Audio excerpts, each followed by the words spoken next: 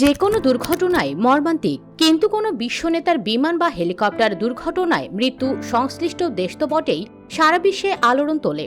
নিহত নেতার স্থান পূরণ করবেন কে? দেশের ভবিষ্যৎ কোন পথে আগাবে? এমন নানা বিষয় আলোচনায় আসে। হেলিকপ্টার দুর্ঘটনার শিকার হয়ে সদ্য প্রাণ হারিয়েছেন ইরানের প্রেসিডেন্ট ইব্রাহিম রাইসি। তার আগেও বিভিন্ন সময়ে বেশ কয়েকজন সরকার প্রধান এমন দুর্ঘটনায় নিহত হয়েছেন। বিশ্ব নেতাদের এমন মৃত্যু জনগণকে শোকস্তব্ধ করার পাশাপাশি দেশগুলোর রাজনৈতিক ভবিষ্যৎকে এক ধরনের অনিশ্চয়তার মধ্যে ফেলে দেয়। ক্ষমতা কাঠামোয় তৈরি করে শূন্যতা। দুর্ঘটনা হলেও অধিকাংশ সময় এসব মৃত্যুকে ঘিরে নানা জল্পনা আর ষড়যন্ত্র তত্ত্বের খবর ছড়ায়। চলুন জানা যাক উড়োজাহাজ দুর্ঘটনায় নিহত এমন ৬ জন মুসলিম বিশ্বনেতা সম্পর্কে। বন্ধুরা, আপনারা যারা এখনো আমাদের চ্যানেলটি সাবস্ক্রাইব করেননি, এমন ভিডিও পেতে দ্রুত সাবস্ক্রাইব করে নিন। আর যারা অলরেডি সাবস্ক্রাইব করেছেন তাদেরকে অসংখ্য ধন্যবাদ।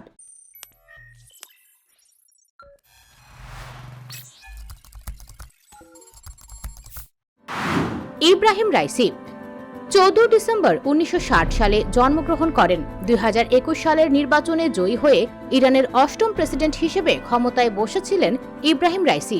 মাত্র ৩ বছরে নিজের শক্ত অবস্থান জানান দিয়েছিলেন আন্তর্জাতিক মহলে। এক হেলিকপ্টার দুর্ঘটনা কেড়ে নিল তার প্রাণ।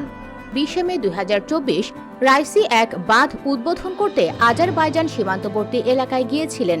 সেখান থেকে ৩টি হেলিকপ্টারের বহর নিয়ে পূর্ব আজারবাইজান প্রদেশের রাজধানী তাবরিজে ফিরছিলেন। ফেরার পথে পূর্ব আজারবাইজানের জোলফা এলাকার কাছে প্রেসিডেন্টকে বহনকারী হেলিকপ্টারটি বিধ্বস্ত হয়।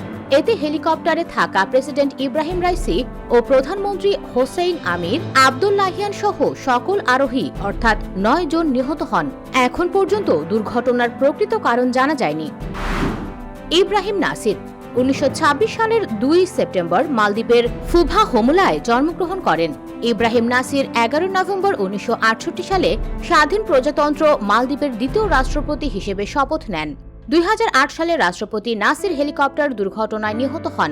মালদ্বীপের একটি জনবসতিহীন দ্বীপে ব্যক্তিগত সফরে যাওয়ার সময় এই দুর্ঘটনা ঘটে। হাফিজ আল আসাদ ৬ অক্টোবর ১৯৩০ সালে জন্মগ্রহণ করেন। ২০০০ সালে সিরিয়ার প্রেসিডেন্ট হাফিজ আল আসাদ উড়োজাহাজ দুর্ঘটনায় নিহত হন।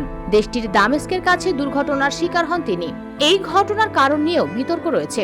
কারণ হিসেবে বলা হয়েছিল আসাদের হার্ট অ্যাটাকের কারণে উড়োজাহাজ জরুরি অবতরণ করাতে চাইলে বিধ্বস্ত হয়। তবে অনেকে দাবি করেন এটি ষড়যন্ত্র ছিল।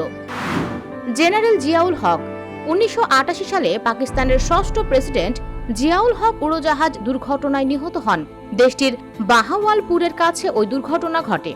দুর্ঘটনার কারণ নিয়ে নানা বিতর্ক রয়েছে। কেউ বলেন যান্ত্রিক ত্রুটি, কেউ নাশকতা, আবার কেউ দাবি করেন ষড়যন্ত্র করেই দুর্ঘটনা ঘটানো হয়েছিল। আনাদোলু আজান্সি রিপোর্ট করেছে যে এখন ৩২ বছর পর মোহাম্মদ ইজাজুল হক, প্রাক্তন প্রেসিডেন্টের ফেডারেল মন্ত্রী এবং জিয়াউল হকের ছেলে, প্রমাণ সংগ্রহ করার দাবি করেছেন যে বিমানটি ককপিটে স্প্রে করা নার্ভ গ্যাস দ্বারা নামানো হয়েছিল, যা পাইলটদেরকে বিমানটি কন্ট্রোল করতে অক্ষম করে দিয়েছিল। রশিদ কারামি লেবাননের সবচেয়ে বেশিবার নির্বাচিত প্রধানমন্ত্রী রশিদ কারামি লেবাননের গৃহযুদ্ধের সময় কারামি প্রধানমন্ত্রী হিসেবে সুনাম কুড়িয়েছিলেন। প্রধানমন্ত্রী রশিদ কারামি ১ জুন ১৯৮৭ বৈরুতে যাওয়ার পথে তার সামরিক হেলিকপ্টারে বোমা বিস্ফোরণে নিহত হন। এই ঘটনায় স্বরাষ্ট্রমন্ত্রী আবদুল্লাহ রাসি এবং বিমানের অন্য ১২ জন সহযোগী ও ক্রুম্যানের মধ্যে ৩ জন আহত হয়েছেন। আব্দুল সালাম আরিফ ইরাকের দ্বিতীয় প্রেসিডেন্ট আব্দুল সালাম আরিফ, যিনি ১৯৫৮ সালের বিপ্লবে মুখ্য ভূমিকা পালন করেছিলেন, যা রাজতন্ত্রকে উৎখাত করেছিল। ১৯৬৬ সালের ১৩ এপ্রিল বসরা শহরের অদূরে তাকে বহনকারী ইরাকি বিমান বাহিনীর একটি helicopter D Havilland D-8-104 dove বিধ্বস্ত হলে তিনি নিহত হন। প্রিয় দর্শক, কোন প্রেসিডেন্টের দুর্ঘটনাটি আপনাকে বেশি কষ্ট দিয়েছে কমেন্ট করে জানাবেন। ভিডিওটি ভালো লাগলে লাইক এবং কমেন্ট করে আমাদের সাথে থাকুন। ধন্যবাদ।